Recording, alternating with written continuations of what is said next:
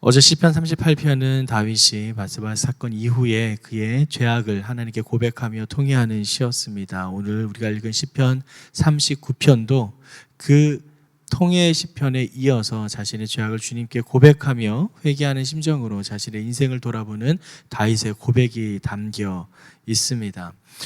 그의 인생의 말년에 이 시를 기록하면서 다윗은 자신의 인생 가운데 역사하신 하나님의 놀라운 은혜와 또 자신의 인생의 무상함을 고백하고 있습니다.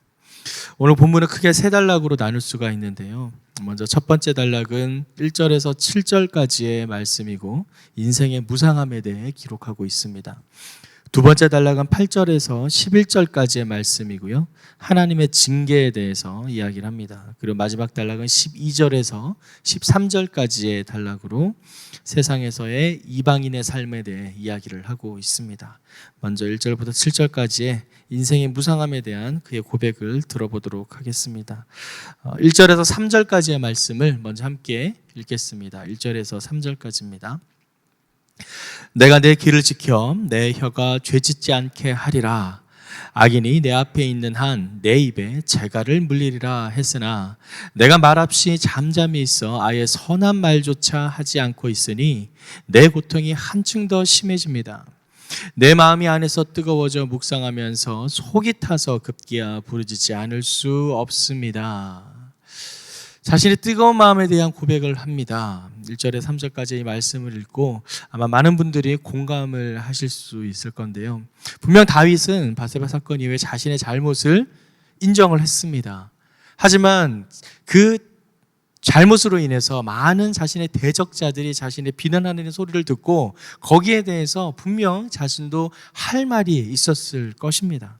자신이 분명 잘못은 했고 그것을 인정을 했지만 그 이상으로 자신에 대해서 모함하고 비판하는 주위 사람들에 대해서 변명을 할 수도 있었고 그것이 아니라고 나는 그런 뜻이 아니었다라는 것에 대해서 이야기를 하고 싶었을 것입니다. 그래서 1절 말씀에 보면 내 길을 지켜 내 혀가 죄를 짓지 않게 하기 위해서 그가 무엇을 하느냐 마치 입에 재갈을 물리듯이 나는 아무 말도 하지 않을 거라 이야기를 합니다.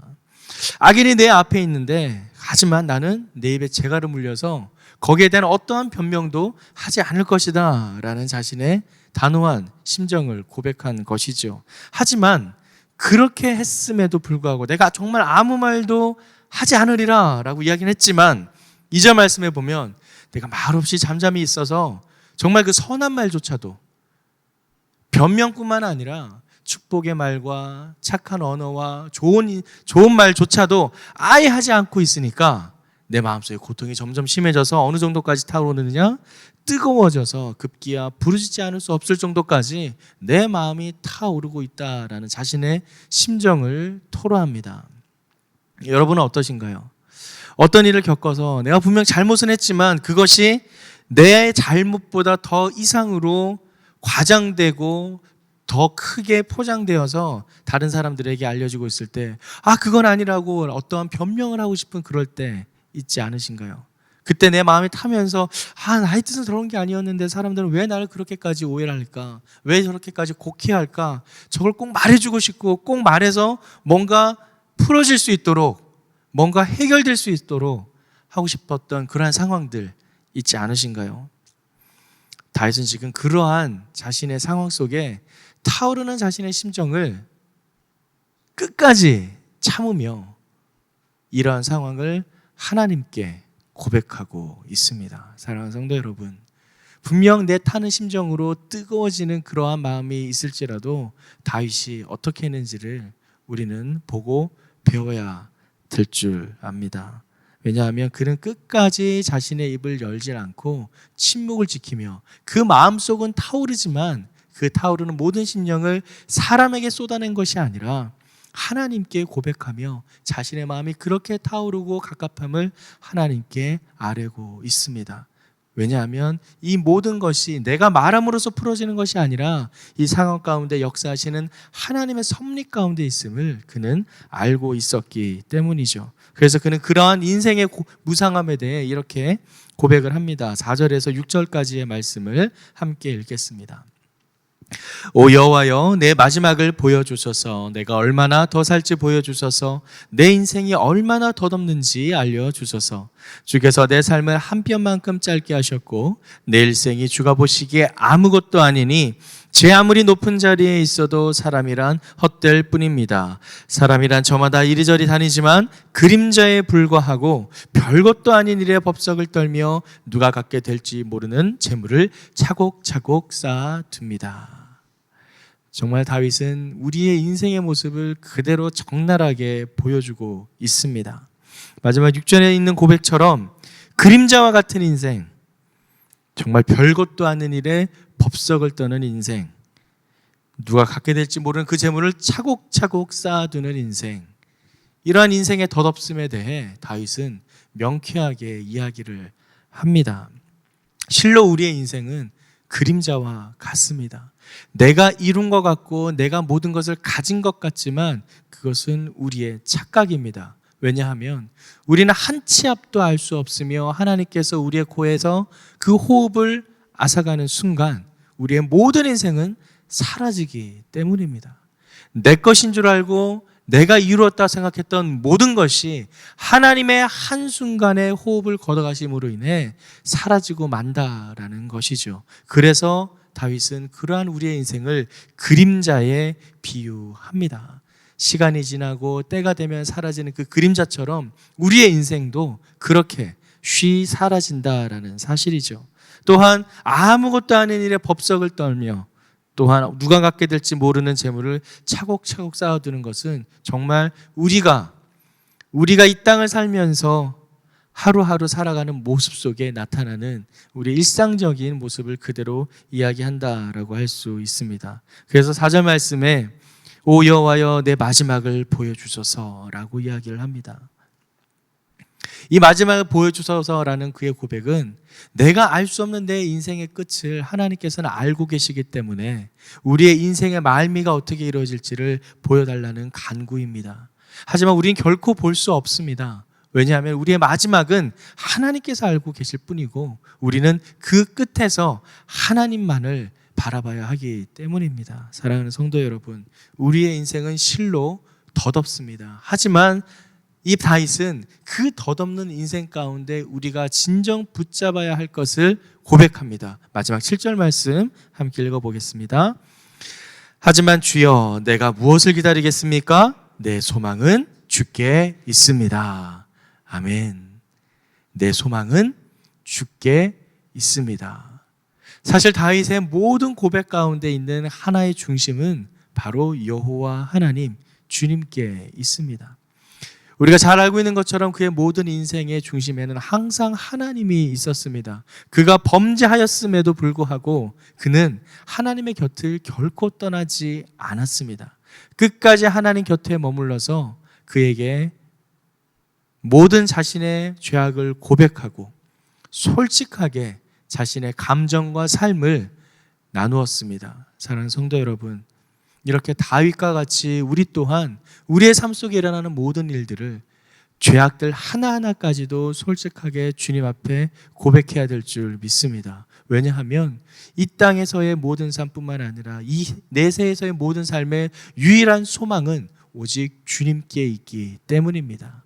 다윗은 바로 그것을 알고 있었고 인생의 무상함과 허무함 속에 우리가 진정 붙잡아야 할 소망은 오직 한 분 여호와 하나님임을 알고 있었습니다. 그래서 그는 7절 말씀처럼 내가 무엇을 기다리겠습니까? 내 소망은 오직 주께 있다라고 고백을 합니다.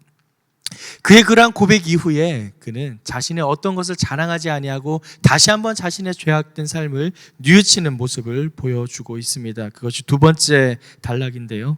두 번째 단락 8절에서 11절까지의 말씀을 함께 읽겠습니다. 8절에 11절 말씀 같이 읽겠습니다. 내 모든 죄악에서 나를 구원하시고 어리석은 사람들의 조롱거리가 되지 않게 하소서. 내가 잠잠하고 입을 열지 않았으니 이는 주께서 하신 일이기 때문입니다. 주의 채찍을 내게서 없애주소서. 주께서 손으로 치시니 내가 거의 죽게 됐습니다. 주께서 죄 지은 사람을 꾸짖어 고쳐주실 때 그가 소중히 여기던 것을 좀 먹듯이 사라지게 하시니 사람이란 헛것일 뿐입니다. 다윗의 이 고백 속에 담겨 있는 말씀, 의미는 내 모든 죄악 가운데 내가 한 것이 아니라 그 모든 것이 하나님께서 이루어가는 섭리 가운데 있었다라는 것을 고백합니다. 그는 분명 8절에서 조롱거리가 되지 않게 해달라고 길고 있으나 9절 말씀에 보면 자신은 잠잠하고 입을 열지 않았다라고 이야기합니다. 왜 그랬을까요? 자신이 다른 사람들로부터 비난을 받고 조롱을 받고 많은 비판을 받을지라도 그 모든 상황을 인도하시는 분은 하나님이심을 그는 알았기 때문입니다. 그래서 그는 끝까지 침묵을 지킵니다.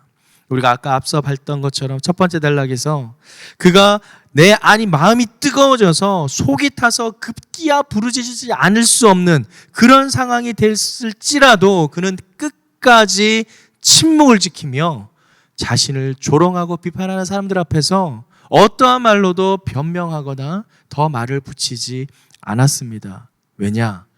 그 모든 상황조차도 하나님께서 인도하시는 하나님의 섭리 가운데 있다라는 사실을 그는 너무나 잘 알고 있었기 때문입니다.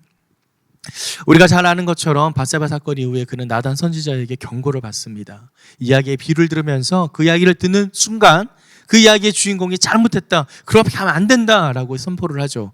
그러자 바로 나단은 이야기하죠. 그것이 바로 당신의 모습이라고. 그러자 다윗이 어떻게 합니까? 아무런 변명하지 않습니다. 바로 하나님 앞에 엎드려서 맞습니다, 제가 죄인입니다 라고 인정합니다. 사랑하는 성도 여러분, 주님 앞에 우리의 죄악된 모습을 솔직하게 인정하고 무릎 꿇을 때 하나님께서는 그 모습 가운데 우리에게 긍휼과 자비를 베풀어 주실 줄 믿습니다. 하나님께서 다윗을 가장 사랑하시고 그를 역대의 모든 선한 왕의 기준으로 삼았던 것은 바로 그러한 다윗의 정직하고 솔직한 모습이었기 때문입니다. 그는 더 이상 자신의 죄악된 삶 속에서 하나님 앞에 변명하지 않았습니다. 나단의 그 경고에서 내가 사실은 그러한 게 아니라 사실 이러이러했다라는 자신의 이야기로 그 죄악을 덮으려고 하지도 않았습니다. 그저 인정했습니다. 그저 받아들였습니다. 그게 바로 다윗의 강점입니다. 또한 나단에게 경고를 받은 이후에 자신의 아이가 죽게 될 것이라는 예언을 들었을 때 그는 또 어떻게 했나요? 철저하게 기도했습니다. 아주 금식을 하면서 그 아이를 위해 살려달라고 간구했습니다. 그런데 그가 정말 죽게 되자 어떻게 하죠? 바로 일어나 밥상을 차리고 밥을 먹습니다. 신하들이 의아해합니다. 아니, 죽기 전에는 그렇게 간절하게 기도하며 눈물을 쏟았던 왕이 오히려 죽고 난 다음에는 어떻게? 아무 일도 아닌 것처럼 벌떡 일어나서 저렇게 밥을 먹고 아무 일 아닌 것처럼 할 수 있는가? 그의 다윗의 고백처럼 그 아이는 내게 올 수 없지만 자신은 그에게 돌아갈 수 있다는, 즉 생사의 주관자는 하나님이시기 때문에 이미 하나님께서 죽이기로 결정하고 이미 죽은 그 상황은 다시는 돌이킬 수 없다는 것을 그는 알고 있었기 때문입니다. 이것은 하나님의 뜻이고 만약에 그가 살아있었을 때 하나님께서 자신의 기도를 듣고 돌이키실까 하여 그는 그렇게 철저하게 금식하며 기도했던 것이죠. 그리고 이미 죽음 이후에는 이것은 하나님의 결정이다, 그것을 그대로 받아들입니다. 더 이상 거기에 매여서 하나님 어떻게 그럴 수가 있습니까? 내가 그렇게 기도했는데 나의 기도를 들어주지 않으시고 그러실 수가 있습니까? 라며 하나님께 따지지 않았다라는 것입니다. 사랑하는 성도 여러분, 다윗의 그러한 모습은 자신의 삶이 자신의 중심이 아니라 하나님의 중심에 있었다라는 것을 보여줍니다. 오늘 우리가 읽은 이 8절에서 9절 말씀처럼 그는 사람들에게 비난을 받고 조롱거리가 될지언정 자신의 입을 열어 변명하고 거기에 대한 자신의 생각들이나 의견을 말하지 않았습니다. 왜냐하면 끝까지 잠잠함으로 입을 열지 않는 것이 이 모든 상황 속에 이루어가는 하나님의 섭리에 순종하는 것임을 알았기 때문입니다. 사랑하는 성도 여러분, 우리의 모든 삶이 이렇게 되기를 소망합니다. 비록 우리 마음 가운데는 불타오르게 뜨겁게 다윗의 마음처럼, 다시 다윗이 고백했던 그 마음처럼 속이 타서 부르짖고 싶은, 변명하고 싶은 말이 있더라도 끝까지 침묵을 지켰던 다윗처럼 우리 또한 이 모든 것이 하나님의 섭리임을 받아들이고 믿음으로 그 상황 속에서 하나님의 인도하심을 기다리는 저와 여러분의 삶이 되기를 소망합니다. 그래서인지 그는 주께서 죄진 사람을 꾸짖을 때 또 그것을 고쳐주실 때의 고통이 얼마나인지를 또 11절에서 이야기를 합니다. 종먹듯이 사라지게 한다라고 합니다. 그가 아꼈던 것들, 소중하게 여겼던 것들, 그것들이 좀먹듯이 사라질 때 정말 얼마나 고통스러울까요? 다윗은 마치 자신의 아이가 죽어갈 때에 그 마음을 이렇게 표현하고 있습니다.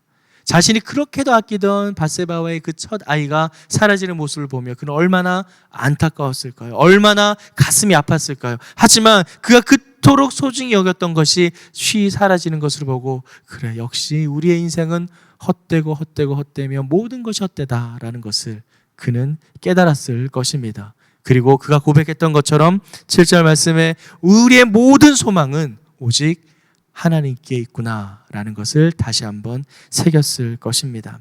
그러한 그의 인생을 돌아보며 다시 한번 마지막으로 그는 하나님 앞에 간구합니다. 마지막 세 번째 단락인데요. 12절 13절 말씀을 함께 읽겠습니다.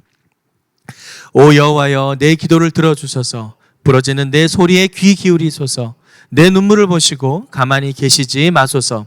내 모든 조상들이 그랬듯이 나도 이방 사람이 되고 나그네가 돼서 주와 함께할 수밖에 없습니다.